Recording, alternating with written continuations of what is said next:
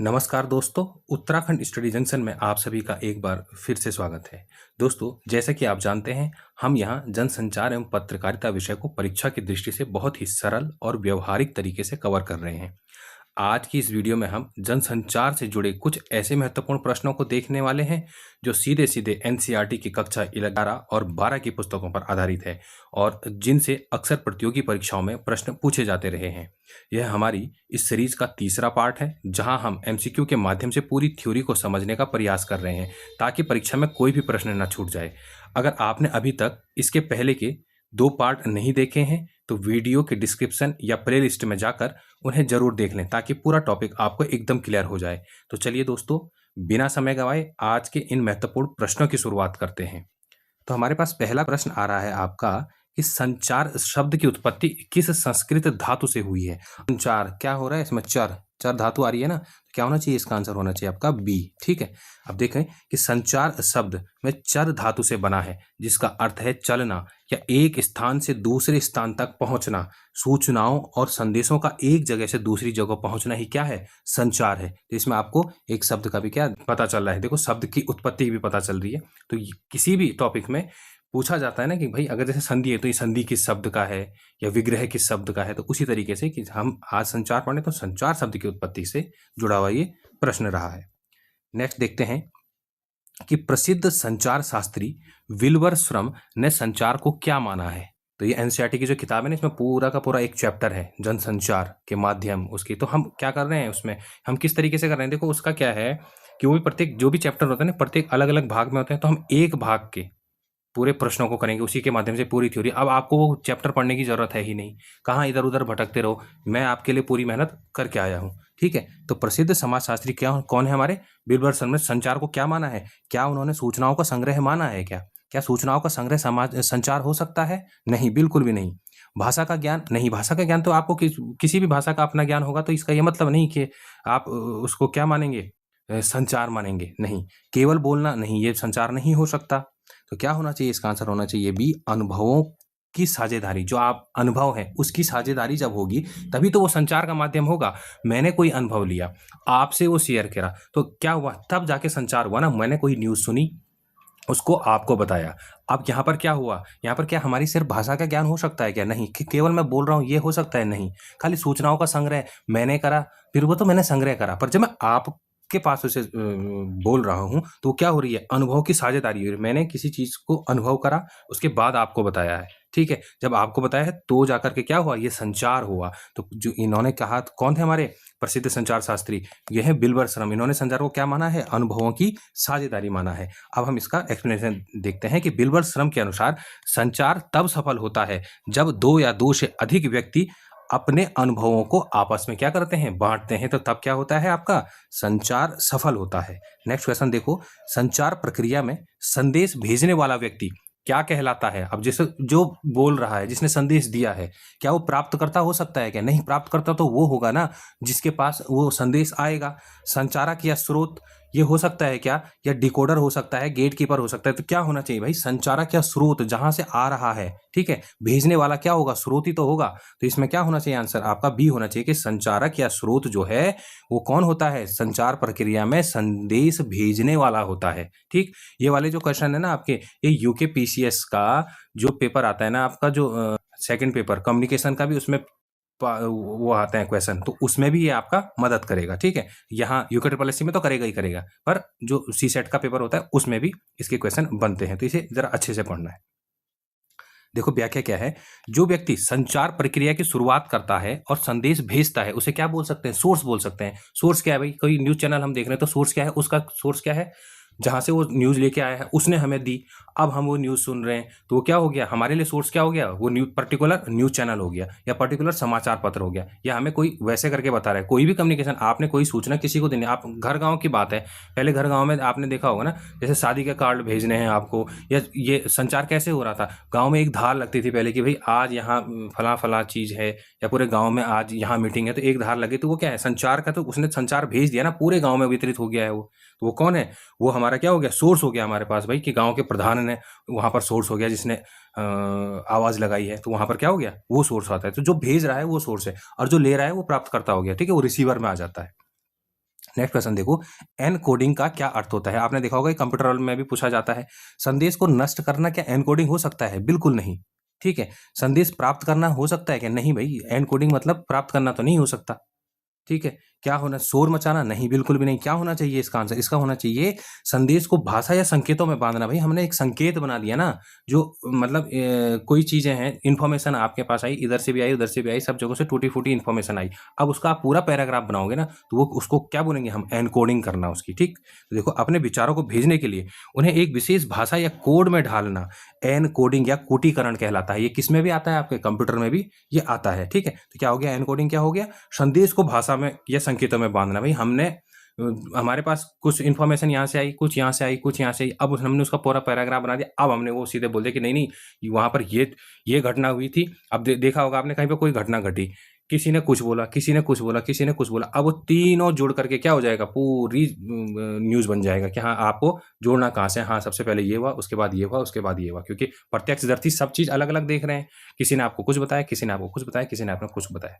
अब आपको पूरी स्टोरी बन गई आपके दिमाग में। अब जब वो स्टोरी बनी तो उसको क्या बोलेंगे? एनकोडिंग बोला जाएगा। ठीक है। तो अपने विचारों को भेजने के लिए उन्हें एक विशेष भाषा या कोड में ढालना क्या होता है? एनकोडिंग होता है, जिसे हम क्या बोलते हैं? कोटीकरण कहलाता है ये। नेक्स्ट क्वेश्चन है हमारा कि संचार प्रक्रिया में आने वाली बाधाओं को क्या कहा जाता है? अब जैसे संचार, कम्युनिकेशन बोल रहे हैं ना, इसका संचार मतलब होता है क्या है? कम्युनिकेशन। इसमें बाधाएं क्या क्या होती हैं ये पूछा जाता है आपका।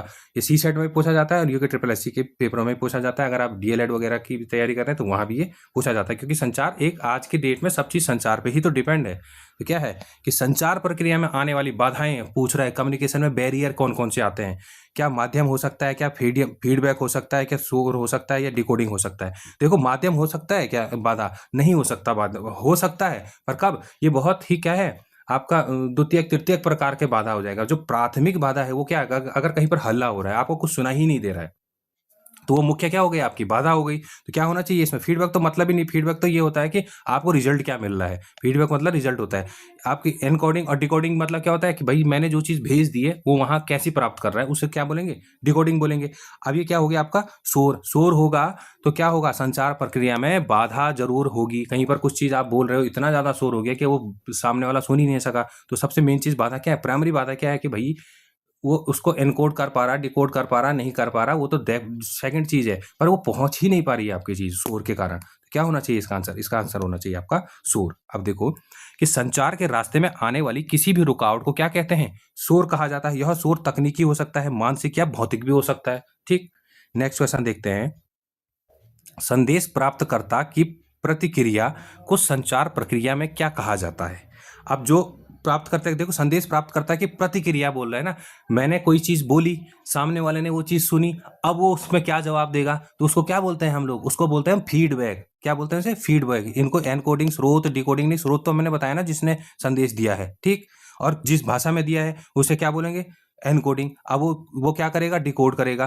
पर है क्या कि प्रतिक्रिया पूछ रहा है ना, कि प्रतिक्रिया, संचार में प्रतिक्रिया क्या होनी चाहिए, तो वो क्या होना चाहिए? फीडबैक। आपने देखा होगा, आप कोई चैनल खोलते हैं, आप अमेजन से कुछ चीज मंगाते हैं, कुछ उसमें जो रिव्यू है ना, रिव्यू को ही तो फीडबैक बोला जाता है कि भाई आपको कोई आइटम आपके लिए अच्छा आया या कोई आइटम खराब आया, कोई आइटम अच्छा है नहीं है, कोई आपको उसमें जब वो आपके तक पहुंचा उसमें कोई प्रॉब्लम आई, कभी कोरियर डिले हो गया, तो वो वहाँ आप जो लिख के भेजते हो वो क्या है? फीडबैक है। आपने देखा होगा कहीं आप किसी रेस्टोरेंट में खाना खाते हो तो वो क्या बोलते हैं कि आप हमें स्टार रेटिंग देना, या कॉल सेंटर वाले फ़ोन करते हैं आपको कि यार हमने आपकी पूरी मदद करी, अगर आपको हमारी मदद पसंद आई तो हमें स्टार रेटिंग देना। तो ये क्या है? ये फीडबैक है कि इससे क्या है कि हाँ भाई, जो मैंने चीज़ आपको बोली है वो आप पूरे समझ पाए हैं। जो चीज़ मैं आपको तक पहुंचाना चाह रहा था वो आप समझ पाए हैं। अगर मैंने कुछ चीज़ ऐसी बोली कि आप नहीं समझ पाए, उसका भी तो आप फीडबैक दोगे कि भाई मेरे समझ में नहीं आया, तो ये क्या हो गया? फीडबैक हो गया। तो इसका आंसर होना चाहिए आपका फीडबैक। देखो, संदेश प्राप्तकर्ता की प्रतिक्रिया को ना संचार में क्या बोलते हैं? उसे बोलते हैं हम फीडबैक। ठीक। फीडबैक से ही पता चलता है, ये इसका आंसर हो गया। ठीक, कि प्राप्तकर्ता को संदेश सही ढंग से मिला है या नहीं मिला है।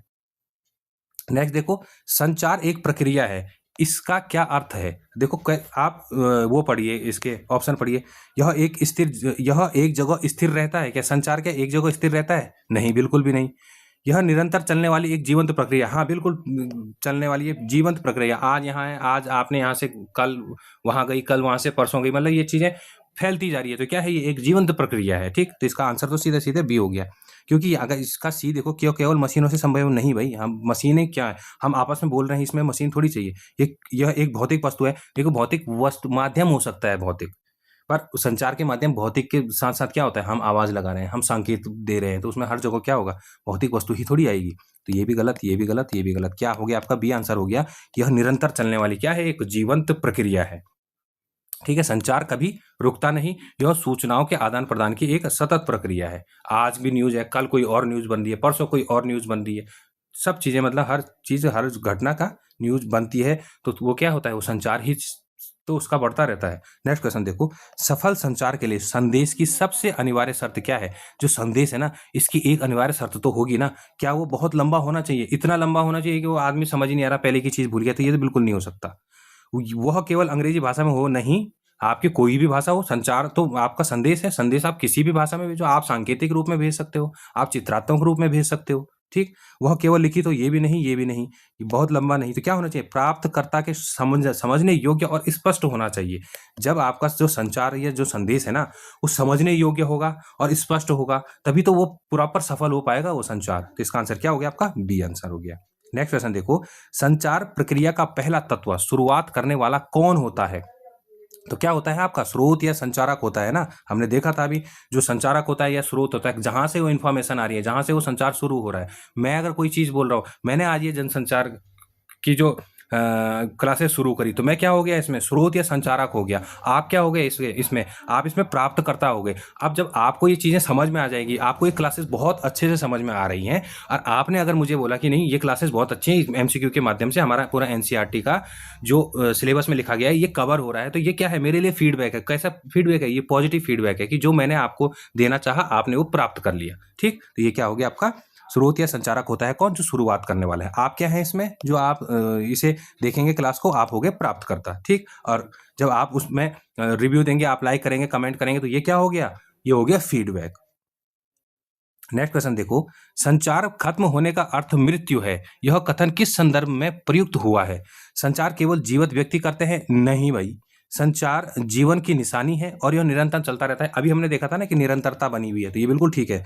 सी क्या बोल रहा है, ये संचार के बिना सांस नहीं ली, ये तो गलत हो गया। संचार केवल डराने के लिए होता है, नहीं भाई, संचार डराने के लिए कैसे हो सकता है, क्या होना चाहिए इसका आंसर। तो इसके ऑप्शन भी आपको देखना ऐसे ही बनेंगे कि जहां तक आप पहुंच पाओ, पर कभी कभार इसके क्या हो जाएंगे, जो ऑप्शन बनेंगे वो ऐसे बनेंगे, बहुत करीबी करीबी ऑप्शन बनेंगे। अभी क्या है, अभी हम इस टॉपिक को समझ रहे हैं, तो इसमें क्या रखे गए हैं, ऑप्शन इस तरीके से रखे गए हैं कि आप जो थ्योरी है ना, आपकी थ्योरी कंप्लीट हो और थ्योरी आपकी समझ में आए कि ये बोलना क्या चाह रहा है। इसके बाद के जो लेक्चर बनेंगे उसमें हम क्या करेंगे, बहुत जो इसके ऑप्शन रखेंगे बहुत निकट निकट रखेंगे, जैसे पेपर में पूछे भी जाते रहे हैं, तो वैसे रखेंगे। तब आपको, और जो आपका आज इसको पढ़ने के बाद, जो थ्योरी और एमसीक्यू पढ़ने के बाद जब आपका कॉन्सेप्ट पूरा क्लियर हो जाएगा, तब आप आंसर तक पहुंच पाओगे। ठीक है, तो अभी क्या है, इसका आंसर क्या है, ये संचार जीवन की निशानी है और ये निरंतर चलता रहता है। नेक्स्ट क्वेश्चन देखो, एनकोडिंग के दौरान संचारक को किस बात का सबसे अधिक ध्यान रखना है। अब आप अपनी बात सोचो कि आपने कोई चीज प्राप्त करी है, आप उस चीज को किसी को दूसरे को आपको समझाना है, तो आप जब समझेंगे तो एनकोडिंग में आपको रखना क्या है कि सामने वाले को पहले तो देखना है कि सामने वाला हिंदी समझ रहा है, अंग्रेजी समझ रहा, आपको किस भाषा में इसमें बात करना है। क्या पता सामने वाला दिव्यांग हो, क्या पता वो बोल ना सकता हो, क्या पता वो बहरा हो, क्या पता बहुत ज़्यादा भीड़ हो आपके पास, आपको प्रत्येक आदमी तक पहुँचना है। क्या पता आपको, जैसे ऑनलाइन में हूँ तो मुझे क्या क्या माध्यम रखने हैं, भाई मुझे पढ़ाना है, मैं यहाँ अभी रिकॉर्डिंग कर रहा हूँ, उसके बाद मुझे किस किस माध्यम से भेजना है, मुझे इंस्टाग्राम के माध्यम से भेजना है, वहाँ पर क्या थंबनेल रखना है कि आप उसे देखें। ये सब चीजें क्या है, ये जो चीज मैं अभी इस समय प्रेजेंट में कर रहा हूं, आप जो जिस तरीके से प्राप्त कर रहे हो, ये सब क्या चल रहा है, संचार चल रहा है। तो ये तो टॉपिक है हमारे लिए क्या होना चाहिए, मजेदार होना चाहिए, इसलिए इसे मजे मजे से पढ़ेंगे। ठीक है, तो एनकोडिंग के दौरान संचारक को किस बात का सबसे अधिक ध्यान देना चाहिए, उसे अपनी भाषा का घमंड दिखाना चाहिए। ये हो सकता है कि अगर आप अपनी भाषा का, भाई सामने वाला हिंदी समझता है, आप अंग्रेजी में बोले जा रहे हो या संस्कृत में बोले जा रहे हो, तो क्या काहे का वो संचार हुआ। ठीक है, क्या एनकोडिंग करोगे आप उसमें, बिल्कुल भी नहीं, वो तो समझ ही नहीं पाएगा। क्या आपको फीडबैक मिलेगा, वो बोलेगा बकवास करके चला गया, तो ये तो कोई संचार हुआ नहीं, सफल संचार तो हुआ ही नहीं ना, वो समझ ही नहीं पाया आपकी बात, तो ये नहीं हो सकता। उसे प्राप्तकर्ता की भाषा और समझ के स्तर का ज्ञान हो। बिल्कुल सही बात, मुझे पता है कि यार मैं बच्चों को समझा रहा हूँ या मैं आपके अभी जैसे आप लोग एस्पिरेंट हैं, तो आप लोगों को समझाना है, तो मुझे पता है ना कि किस तरीके से मुझे क्वेश्चन तैयार करना है, किस तरीके से लेक्चर तैयार करना है, किस तरीके से वीडियो तैयार करना है, किस तरीके से उसमें एडिटिंग होनी है कि आप लोगों को बहुत अच्छे से समझ में आए। तो मैं उसी को तो कोशिश कर रहा हूँ कि उसे प्राप्तकर्ता की भाषा और समझ के स्तर का ज्ञान हो।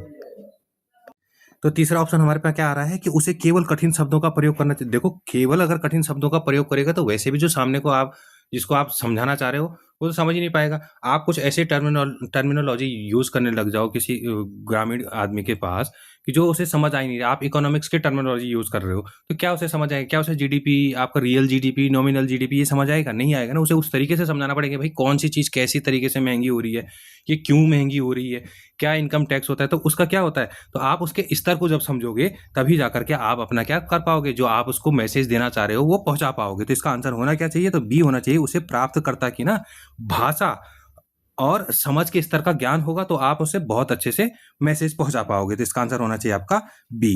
ठीक है, नेक्स्ट क्वेश्चन देखते हैं हम कि शोर के विभिन्न प्रकार क्या हो सकते हैं। देखो, जो शोर होता है, नॉइज, अब ये किस चीज के रिगार्डिंग पूछ रहा है?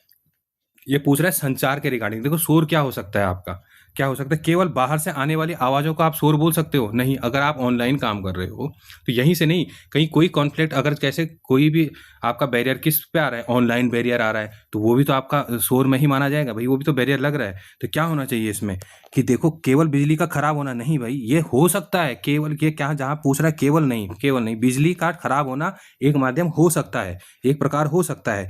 बाहर से आने वाली आवाजें क्या हो सकती हैं, उसका प्रकार नॉइज का प्रकार हो सकता है, पर केवल वो नहीं है। क्या है फिर? देखो, सी क्या बोल रहा है कि मानसिक अरुचि, भौतिक शोर और तकनीकी गड़बड़ी। देखो, तकनीकी गड़बड़ी हम बोल ही रहे हैं भाई। अगर मैं बहुत बड़े जन समुदाय को अगर संबोधित कर रहा हूँ, पीछे तक अगर पूरे तरीके से स्पीकर नहीं लगे हैं, आवाज नहीं पहुंच रही है, तो वो नहीं समझ पाएंगे, मेरा मैसेज नहीं पहुंच पाएगा, ना ही मुझे फीडबैक सही मिलेगा। तो ये क्या हो गया आपका?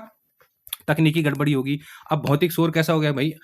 कोई आगे से सेंडर कोई कुछ बोल रहा है, कुछ संबोधन चल रहा है, कोई आपके, चाहे आप प्रधानमंत्री बोलो, मुख्यमंत्री हो, कोई भी आपको कोई भाषण चल रहा है, पीछे तक अगर नहीं पहुंच पा रहा है, अगल बगल वाले हल्ला कर रहे हैं, तो ये क्या हो गया? भौतिक शोर हो गया। आपको अगर सुनना है पर आप तक नहीं पहुंच पा रहा है, तो ये क्या हो गया? भौतिक शोर हो गया। मानसिक अरुचि क्या हो गया कि आप सुनना ही नहीं चाहते हैं। जैसे क्लास में होता है कि क्लास में कुछ चीज, कोई ऐसा टॉपिक चल रहा है, कोई अगर टॉपिक इंटरेस्टिंग नहीं है, ये टफ टॉपिक है, तो कोई उसकी क्या हो गई है, वो मानसिक अरुचि है, उसकी रुचि है ही नहीं उस सब्जेक्ट में, तो वहां पर उसको वो क्या हो गया, वो भी क्या हो गया आपका एक शोर हो गया, वो क्या हो गया, एक बैरियर हो गया। वहां पर भी संचार क्या होगा?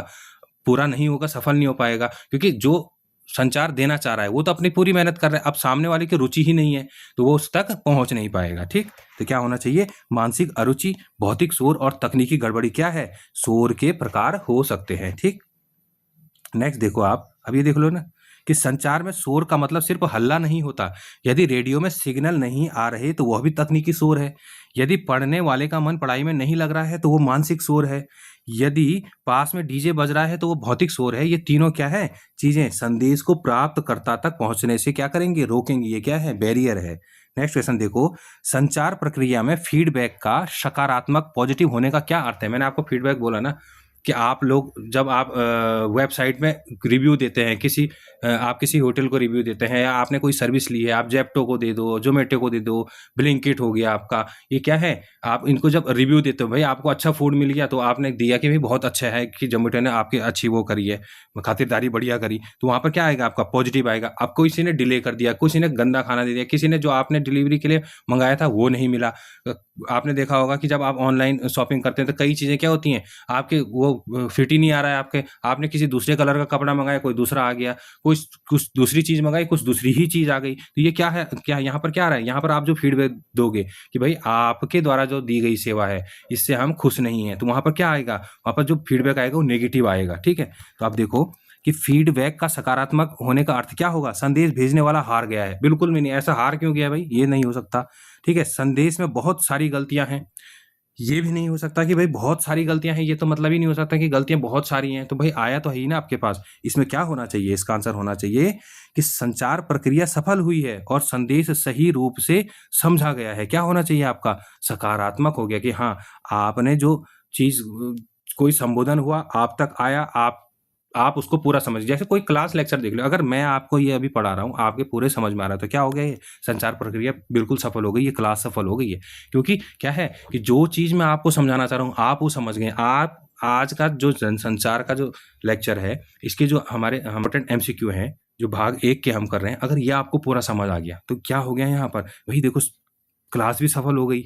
और आप जो चीज़ ढूंढ रहे थे, आप लोग जो सिलेबस में ढूंढ रहे थे, आपको मिल नहीं रहा था, आपने वो सीख लिया, आपको भी पूरा समझ में आ गया, तो क्या हो गया यहाँ पर, बी हो गया ना, फीडबैक भी मुझे सही मिल गया, आपके जो कमेंट वगैरह आएंगे उससे मुझे फीडबैक मिल जाएगा, तो बस हो गया। तो देखिए, संचार प्रक्रिया सफल हुई है और संदेश सही रूप से समझा गया है।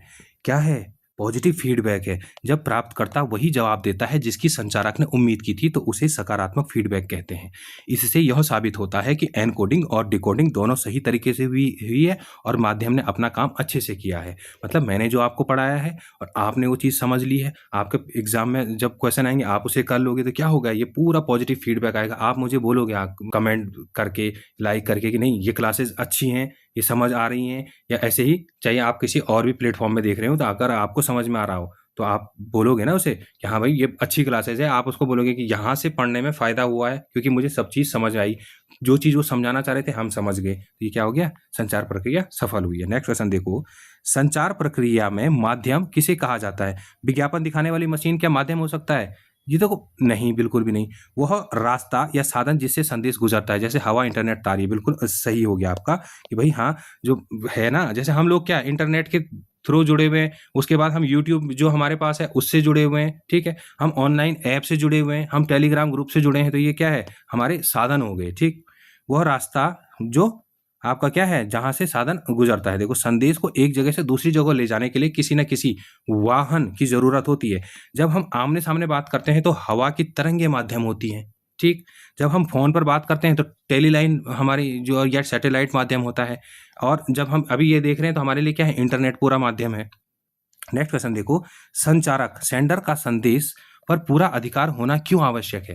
भाई जो चीज़ अगर मैं बोल रहा हूँ, मेरा क्या है इसमें अधिकार है, मेरे को कोई इंटरप्शन नहीं है, कोई मुझे मतलब बाहरी शोर नहीं है, तो मैं क्या है, मेरा पूरा अधिकार है, इसलिए मैं प्रॉपर तरीके से जो चीज़ आपको समझाना चाह रहा हूँ मैं आपको वो डिलीवर कर पा रहा हूँ, ठीक है। अब देखो ये क्या बोल रहा है कि एक है ताकि वह अपनी ताकत दिखा सके। देख, ताकत क्या दिखानी है इसमें, मुझे कोई ताकत दिखानी है नहीं ना, मुझे तो अपना बहुत प्यारा सा कंटेंट आप तक पहुंचाना है जिससे आप सफल हों। तो इसमें मैं ताकत तो नहीं दिखा रहा हूँ, ताकि वह संदेश को बिना किसी भ्रम के स्पष्ट रूप से भेज सके। इसका क्या होना चाहिए, हाँ भाई मैं संदेश को ना बिना किसी भ्रम के, मैंने इसमें पहले तैयारी करी है, मैंने पूरा सिलेबस देखा हुआ है, एनसीईआरटी के जो चैप्टर है उसे पहले रीड करा, उसके बाद जो ये एमसीक्यू बनवाए, ठीक है। तो एमसीक्यू जब बने तब जाके मैं आपके पास इसको दे पा रहा हूँ कि आपका भी इनसे सामना होगा। तो ये क्या होगा कि वह संदेश को, मैं किसी भ्रम में नहीं हूँ, मैं जो आपको पढ़ा रहा हूँ मुझे पता है कि ये सिलेबस में है, आपको भी कोई भ्रम नहीं है, आपको भी पता है कि ये सिलेबस में है। तो क्या, इसीलिए तो पढ़ रहे हैं ना जनसंचार, कि ताकि जो कि ये संदेश है कौन सा वाला, ये जनसंचार का संदेश कौन सा, ये एमसीक्यू वाला जो है, बिना किसी भ्रम के स्पष्ट रूप से मैं भेज सक रहा हूं और आप स्पष्ट रूप से इसे देख सक रहे हैं। ये देखिए, ताकि वह संदेश को बिना किसी भ्रम के स्पष्ट रूप से भेज सके। यदि संचारक खुद ही दुविधा में है कि उसे क्या कहना है, तो संदेश अस्पष्ट हो जाएगा। यह सफल संचारक को पता होता है कि उसका उद्देश्य क्या है और वह क्या जानकारी देना चाहता है। स्पष्ट सोच ही क्या है, स्पष्ट संदेश को जन्म देती है, ठीक। नेक्स्ट क्वेश्चन देखते हैं,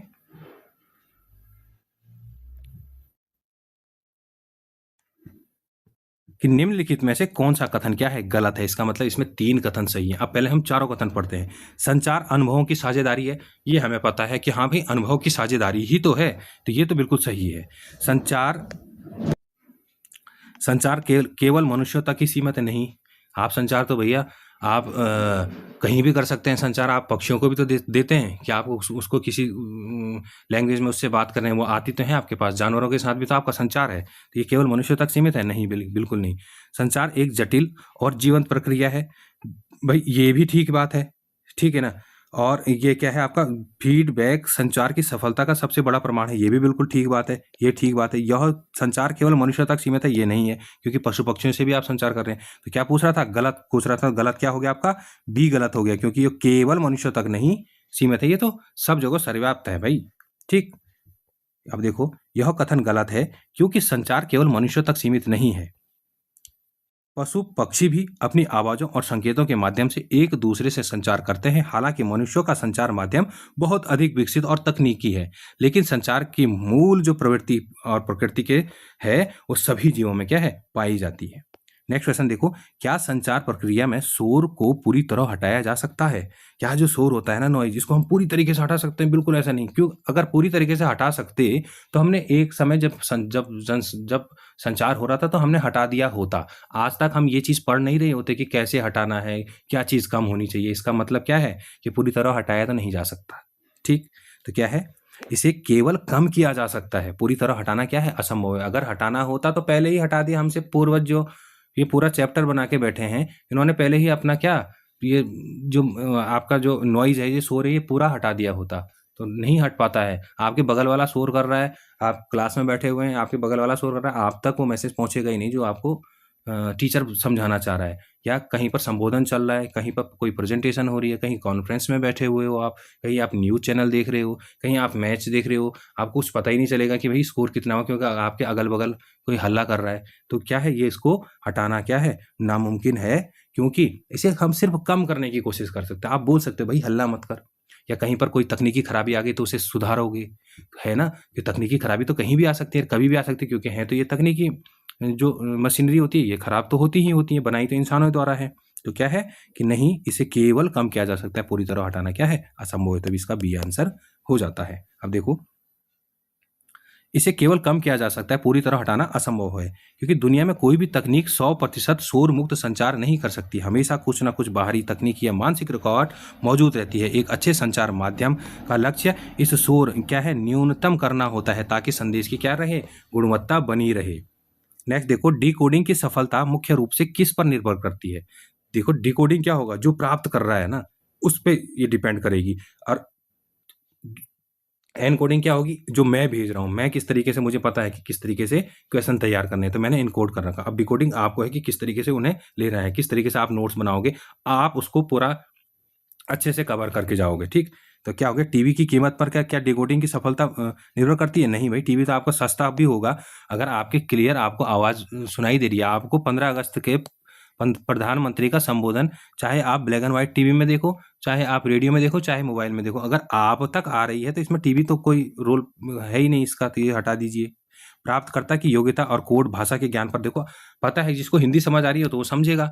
अब अगर कोई अभिभाषण आपका अंग्रेजी में चल रहा, आपको नहीं आती है अंग्रेजी समझ में, तो आपको तक वो नहीं आएगा। कोई आपका साउथ इंडियन अगर अपनी लैंग्वेज यूज़ कर रहा है, आपको उसका भाषा का ज्ञान है ही नहीं, तो आप तक वो पहुँचेगा नहीं, तो आपकी डिकोडिंग सफल होगी ही नहीं। डिकोडिंग सफल कब होगी, जब आप उसे हिंदी में सुनोगे। अगर हम जो उत्तर भारत वाले हैं या अंग्रेजी जानने वाले अंग्रेजी में सुनेंगे। ठीक, तो क्या है, प्राप्तकर्ता की योग्यता और कोड पर क्या है, डिकोडिंग की सफलता क्या करेगी, निर्भर करेगी। नेक्स्ट देखो, संचार के माध्यमों को मुख्य रूप से किन दो भागों में बांटा जा सकता है? क्या संचार के माध्यम ठंडा और गर्म होते हैं? नहीं भाई।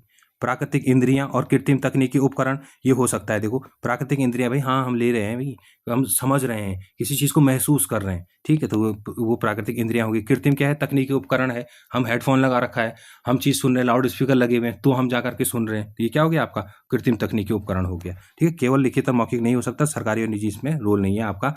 कोई भी भाई संचार है तो कैसे भी हो सकता है। आप अभी फ़ोन में बात कर रहे हो तो आप कोई सरकारी या निजी काम थोड़ी कर रहे हो, ठीक है। आपको किसी को कुछ मैसेज पहुँचाना है तो वो क्या है आपका, वो भी तो आपका संचार ही हो रहा है, तो वो आपका ये भी नहीं हो सकता, ये भी नहीं हो सकता, ये भी नहीं, क्या है, प्राकृतिक इंद्रियां और कृत्रिम तकनीकी।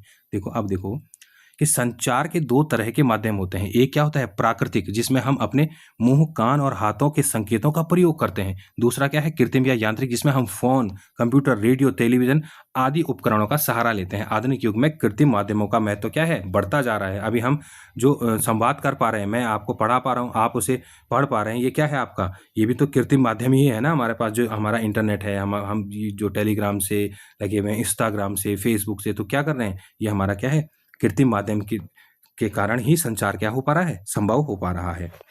नेक्स्ट क्वेश्चन देखते हैं, संदेश का अर्थ स्पष्ट होना क्यों जरूरी है? अगर संदेश स्पष्ट नहीं होगा तो फीडबैक जाएगा नहीं, तो उसका मतलब ही नहीं, वो तो सिर्फ एक बोला हुआ हो गया ना। अगर संदेश, किसी ने कुछ चीज बोली, अगर उसको सामने वाला समझ ही नहीं पाया, तो वो संदेश किस बात का संदेश, वो तो सिर्फ एक बोली गई बात है, उसका कोई भी रोल नहीं है, क्योंकि उस पर क्या है, ना कोई फीडबैक आएगा, ना ही नकारात्मक फीडबैक आएगा, ना ही सकारात्मक फीडबैक आएगा। तो क्या है, ये ऑप्शन ए क्या बोला है, ताकि प्राप्तकर्ता संदेश का वही अर्थ निकाले जो संचारक चाहता है, ताकि संदेश देखने में सुंदर लगे, ये नहीं हो सकता, ताकि अखबार में ज़्यादा पैसे मिले, नहीं, ताकि शोर बढ़ सके, बिल्कुल भी नहीं। क्या होना चाहिए, ताकि प्राप्तकर्ता जो संदेश का वही अर्थ निकाले जो क्या करता है, जो संचारक चाहता है। तो इसका होना चाहिए आपका ए। ठीक है, देखो संचार का मुख्य उद्देश्य ही यही है कि जो विचार मेरे मन में है वही विचार आपके मन में भी पहुंच जाए। यदि अर्थ बदल गया तो वह संचार नहीं, गलत फहमी है, मिसकम्युनिकेशन हो कहलाएगा। इसलिए संदेश का सीधा, सरल और सटीक होना क्या है, अनिवार्य है। नेक्स्ट क्वेश्चन देखो, संचार प्रक्रिया में प्राप्तकर्ता रिसीवर की क्या भूमिका होती है।